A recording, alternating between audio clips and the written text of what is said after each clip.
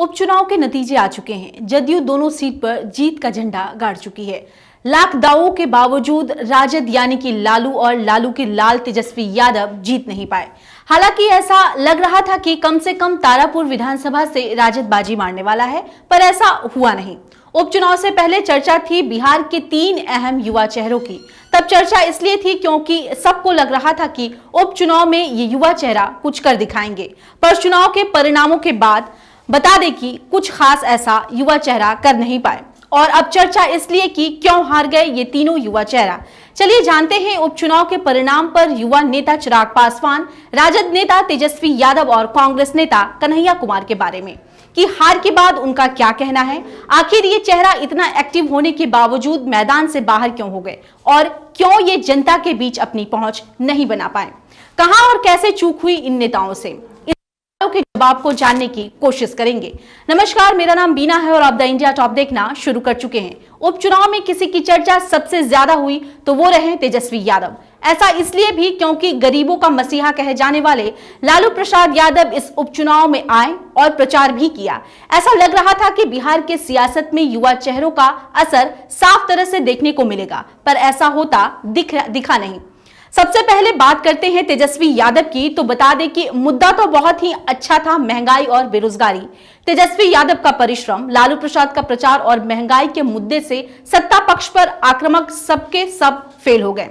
सीधी टक्कर में जदयू से राजद के प्रत्याशी पार नहीं पा सके। अब हार की वजहों की व्याख्या की जा रही है। तेजस्वी से कामयाबी कैसे दूर रह गई और लालू का जादू क्यों फेल हो गया। इसके कारण की बात करें तो महागठबंधन का टूटना और राजद पार्टी के बड़े नेताओं को सीधा इसका जिम्मेदार बताया जा रहा है। आपको बता दें कि कांग्रेस को भले ही सम्मान बचाने लायक वोट भी नहीं मिले, लेकिन इसके इनकार नहीं किया जा सकता कि विकल्प के अभाव में उनके वोट बैंक में बिखराव हुआ है, जिसका सीधा फायदा जदयू को मिला है। तेजस्वी से यही चूक हुई और यह भी कि मुद्दा चाहे लोगों से जुड़ा हुआ, पर कहीं ना कहीं तेजस्वी यादव लोगों से जुड़ने में नाकाम रहे और कहीं ना कहीं राजद में आपसी कलह भी इस हार की बड़ी वजह है। अब बात उस युवा नेता की जो हमेशा ही आकर्षण का केंद्र बना रहता है, पर चुनावी मैदान में पिक्चर से बाहर का सीन रहा। हम बात कर रहे हैं चिराग पासवान की पार्टी लोक जनशक्ति पार्टी रामविलास की।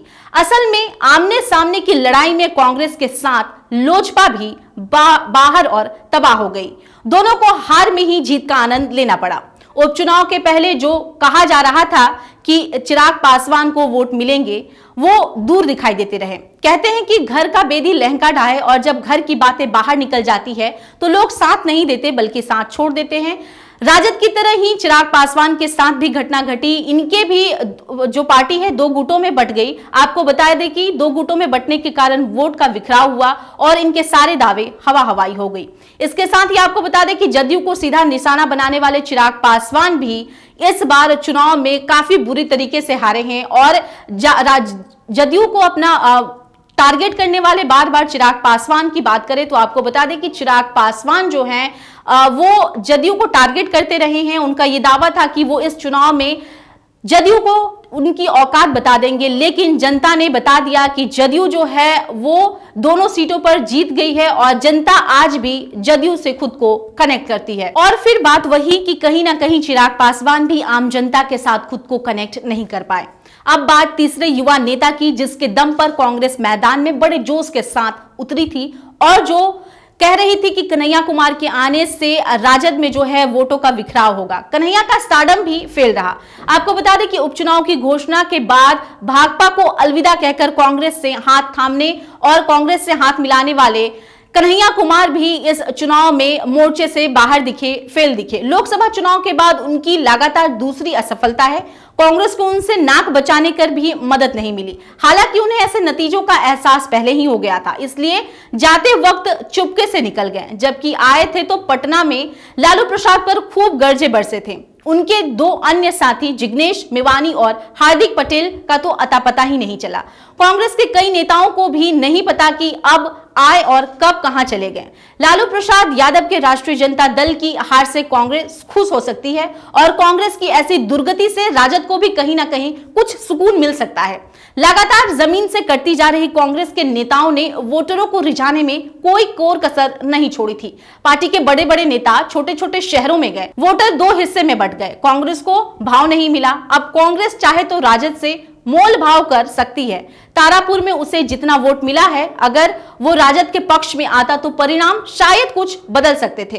कांग्रेस अपनी इस निहायत ही छोटी उपलब्धि पर खुशी हो सकती है। अब देखने वाली बात यह होगी कि बिहार में राजद और कांग्रेस का संबंध पहले की तरह मधुर होता है या तल्खियां बनी रहती हैं। हालांकि अभी कोई चुनाव नजदीक नहीं है, ऐसे में इंतजार लंबा हो सकता है और इन युवा चेहरों के पास खुद को फिर से साबित करने का अच्छा वक्त भी मिल गया है। आपको इन तीनों युवा नेताओं के हार को लेकर क्या लगता है? क्यों इस चुनाव में ये हार गए? क्या कमी रह गई? आप भी अपने सुझाव हमें अपने कमेंट के जरिए दे सकते हैं। ऐसे अन्य तमाम खबरों के लिए बने रहे द इंडिया टॉप के साथ। धन्यवाद।